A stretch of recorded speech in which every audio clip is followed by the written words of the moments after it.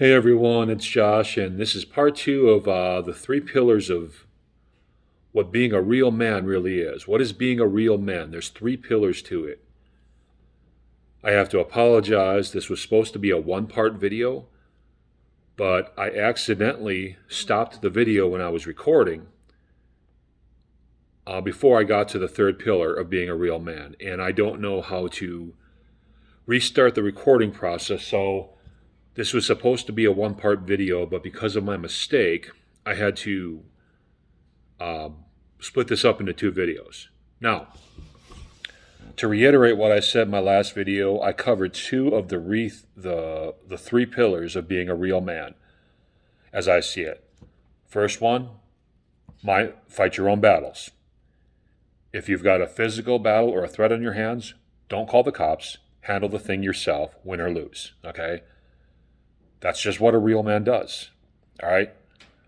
And this goes for even stuff that's not physical. Like you're having a problem with another student and you're at college and, I don't know, he calls you a bad name or something. And you don't want to fight, but you don't want to really, but you want to do something. Don't run to a professor or to the school administrators, try to get this person in trouble. It's fine not to want to pick up your fist. You should seek all, you should exercise all other options before you pick up your fists anyway. But whatever you do, you got to do it yourself. You can't be asking authority structures and police and professors and stuff to fight that battle for you. That's your battle to fight. All right? So fighting your own battles is the number one pillar of being a man. And it's the number one pillar of being an American man. That's what the Constitution was all about. That's what the Constitution gives us the freedom to do. We should cherish that freedom. Now, number two pillar, like I said, minding your own business. You see somebody doing something you don't like and it doesn't affect you, your friends, your family, leave it alone. It ain't your business. If somebody's doing something bad, whether that's something against the law or whether it's something that's just morally wrong or whatever, but it ain't you, it ain't part of you or your family or anything like that, you let that person's own bad karma catch up with him or her in their own time, okay? You're nobody's judge and jury. It ain't on you to make trouble for that person, right? So, the first two pillars of being a real man, fight your own battles, and number two, mind your own business. And minding your own business, by the way, will keep a lot of bad karma off of you. So, that's a huge one. I'm not even sure that should be number two. That might even should be number one. No, fighting your own battles should be number one. But minding your own business is a close number two behind it. And again, it's morally reprehensible to make trouble for somebody who's doing something wrong, who's not hurting you or your family or friends anyway, because you're nobody's judge and jury. God does not call you to be some stranger's judge and jury or to make some trouble for some stranger or somebody you've got nothing to do with just because they're making trouble for someone else. That's not what you're called to do. That's not what you're put in this world to do. Okay, so there's that. Now I was going to get to the third pillar, but I accidentally cut myself off. I pressed the wrong button. And, I did what I did, so here we are. But the third and final pillar of being a real man. Are you ready for this one? This one is just as important as the other two. It's to live by the principles that you say you live by. And it doesn't even really matter if those principles are right in my eyes or other people's eyes, or wrong in someone else's eyes or other people's eyes. Now, there's some things that are universally wrong, right? So you can't think it's morally okay to, beat up a woman, for example. So if that's a principles of yours, that's wrong no matter what, if you stand by it or not. There are some things that are like that. But for most things, if you've got a set of ethics and morals and a code that you live by, even if it's wrong to a lot of other people, you're still a real man for following that code, because it is very difficult to live by your code of ethics no matter what. I know from experience. The one thing I was always solid in is living by the ethics I say I live by. I've always been like that. Yeah, I've broken my ethics, but like it's not a regular thing for me, right?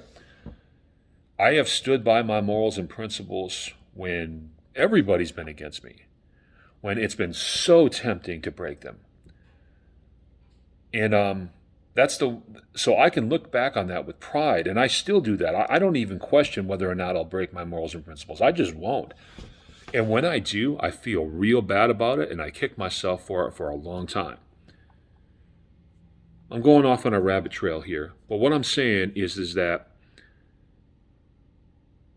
you've got a certain set. Everybody's got a certain set of principles that they say they live by. But most people are just living by whatever set of principles society finds acceptable at the time, or society feeds them at the time. A real man lives by his own principles, no matter what. And I respect a man who lives by his own principles and doesn't shake on them, even if I don't agree at all with some of his principles. Me and that man still have some sort of a bond because we're both kindred spirits in a way, because we both know what it is to have a set of principles and stick by them. So I would much rather let another guy into my life as a friend who has a really solid core of principles, even if I don't agree with them, than I would a guy who maybe says he has my principles, but he does a lot of shady stuff on the side. Or he just goes with whatever society tells him, or because guys like that will turn on you the minute the crowd turns against you. So I'd much rather have a man who sticks by his principles no matter what, even if I disagree with his principles. Again, there's exceptions to this. There are some principles that are just evil, right? But for the most part, there's a lot of breathing room in sort of, there's a wide range of principles that you're allowed to accept. You know what I'm saying? So if you've got a solid set of principles, even if I don't agree with half of them, if I can see that that's how you really live, my respect for you is there. So that's the third pillar of being a real man. So let's go back over this again. What are the three pillars of being a man? A real man. Fighting your own battles, minding your own business, and finally, living by the ethics and morals and principles that you say you live by. This isn't living by other people's principles or principles that other people think you should live by. This is living by your own principles because you've examined yourself and you've taken other people's principles and you've decided what's most important to you, and you've adopted those as your own principles. So your principles should be something that you've given a lot of thought to before. Every principle that you adopt, every moral and ethic that you adopt, should be something you've given a ton of thought to before you actually adopted it as a core moral and ethic and part of who you are. So yeah, if you follow those three pillars, you're a real man. I don't care how big you are, how small you are, whether you're 6'6" and full of muscles, or whether you're 5'6" and skinny as hell. If you follow these three principles, you are a real man and you're worthy of respect. Christian, Muslim, don't matter. All right. My Venmo's linked down below. Please show your love. That's all for today.